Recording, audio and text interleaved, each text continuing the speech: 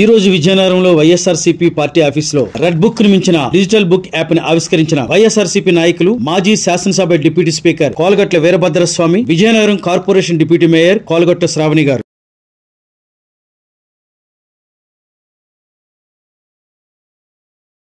YSR Congress party నేతృత్వంలో ఈ digital book ని ప్రారంభించడం జరిగింది.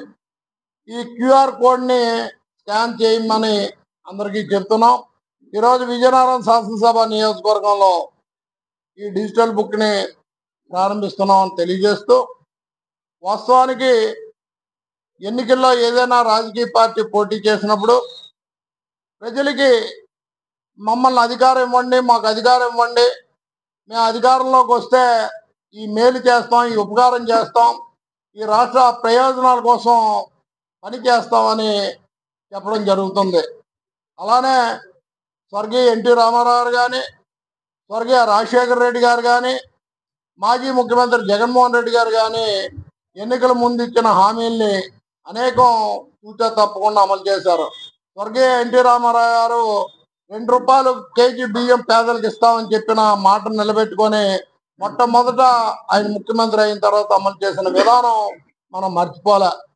అలాగే స్వర్గీయ రాజశేఖర రెడ్డి గారు రైతులకి ఉచిత కరెంట్ ఇస్తాం, రైతులు వ్యవసాయం చేయడానికి ఇబ్బందులు పడుతున్నారు, కష్టాలు పడుతున్నారు, ఉచిత కరెంట్ ఇస్తామని ఆయన ముఖ్యమంత్రి అయిన తర్వాత మొట్టమొదటి సంతకం ఉచిత కరెంటు మీద ఇవ్వడం జరిగింది.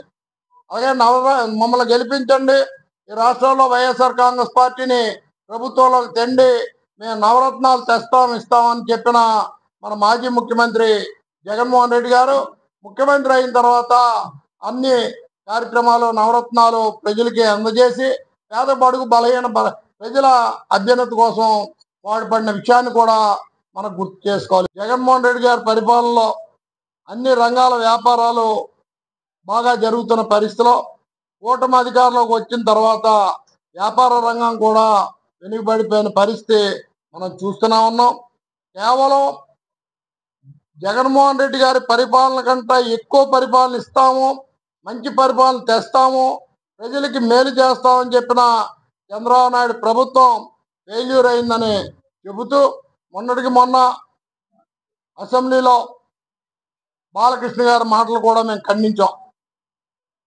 చేతకాని అదే తలపాగా చుట్టడం రాని వాడికి తలవంకర అనే సామెత ఎలాగుందో, ఆయనకి రాజకీయం తెలియదు, రాజకీయ పరిజ్ఞానం లేని వ్యక్తి అసెంబ్లీలో మాట్లాడితే రాష్ట్రం అంతా కూడా ఏదో నాయకుడి కింద ఊహిస్తారనుకొని ఆయన నోటుకొచ్చినట్టు మాట్లాడడాన్ని గతంలో ఖండించాం, మళ్ళీ పత్రికా సమావేశం ద్వారా ఖండిస్తున్నాం.